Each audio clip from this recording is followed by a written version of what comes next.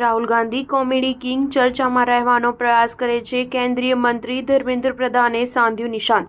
કેન્દ્રીય શિક્ષણ મંત્રી ધર્મેન્દ્ર પ્રધાને લોકસભામાં વિપક્ષના નેતા રાહુલ ગાંધીને કોમેડી કિંગ કહ્યા છે. તેમણે કહ્યું કે રાહુલ હંમેશા ચર્ચામાં રહેવાનો પ્રયાસ કરે છે. પ્રધાને સોશિયલ મીડિયા પ્લેટફોર્મ એક્સ પર પોસ્ટ કરીને કહ્યું કે રાહુલ ગાંધી તે જ કરી રહ્યા છે જે સૌથી બેસ્ટ હોય છે, સ્ટેન્ડઅપ કોમેડી. તેમના દુર્ભાવનાપૂર્ણ દાવાઓ અને ચિત્તભ્રમ દર વખતે તપાસ હેઠળ દબાઈ જાય છે. તેઓ મોહરાની ભૂમિકા સારી રીતે નિભાવી રહ્યા છે. તેઓ ફરી ગેરમાર્ગે દોરવાનો પ્રયાસ કરી રહ્યા છે. જો કે તેમ છતાં તેમની ખોટી માહિતી ભારતના લોકો પર અસર કરી રહી નથી. ધર્મેન્દ્ર પ્રધાને વધુમાં કહ્યું કે 2014 પછીની ચૂંટણીના પરિણામો એ બાબતનો સ્પષ્ટ પુરાવો છે કે તેમના વાસીનકામા પ્રચારને ખરીદનાર કોઈ નથી.